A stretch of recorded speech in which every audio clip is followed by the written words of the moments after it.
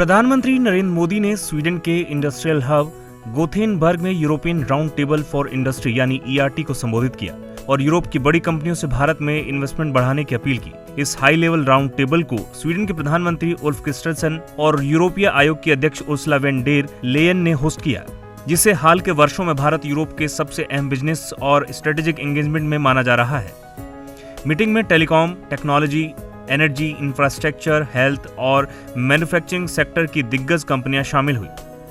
Vodafone, Ericsson, Nokia, Shell, Volvo group, Marks, Airbus, AstraZeneca, Roche, Nestle और Unilever जैसी कंपनियों के प्रतिनिधि मौजूद रहे।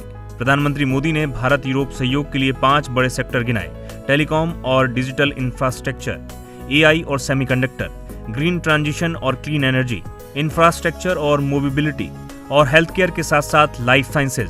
पीएम मोदी ने कंपनियों से अगले 5 साल में भारत के लिए नया कमिटमेंट करने की अपील की और Bharat EU free trade agreement को मदर ऑफ ऑल डील्स बताते हुए कहा कि भारत ग्लोबल चेन सप्लाई और मैन्युफैक्चरिंग नेटवर्क का भरोसेमंद पार्टनर बन रहा है। जियोपॉलिटिक्स के बदलते माहौल में ये बैठक बेहद अहम मानी जा रही है, जहां यूरोप चीन पर निर्भरता कम करने और सप्लाई चेन को डाइवर्सिफाई करने की रणनीति पर काम कर रहा है। वहीं भारत खुद को एक स्थिर, बड़े और तेजी से बढ़ते मैन्युफैक्चरिंग और टेक्नोलॉजी हब के तौर पर पेश कर रहा है।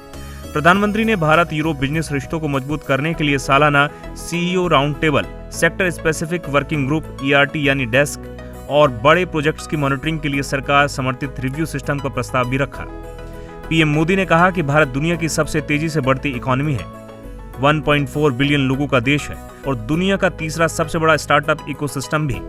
साथ ही प्रधानमंत्री ने GST, कॉर्पोरेट टैक्स कटौती, PLI स्कीम, FDI लिबरलाइजेशन और रेगुलेटरी रिफॉर्म जैसे बड़े आर्थिक बदलाव का जिक्र करते हुए भारत को लॉन्ग टर्म इन्वेस्टमेंट डेस्टिनी बताया। गोथेनबर्ग में हुई ये बैठक सिर्फ निवेश की बातचीत नहीं, बल्कि बदलती वैश्विक राजनीति और नई आर्थिक साझेदारियों के बीच भारत की बढ़ती रणनीतिक ताकत का बड़ा संकेत मानी जा रही है। Bureau report, ETV Bharat.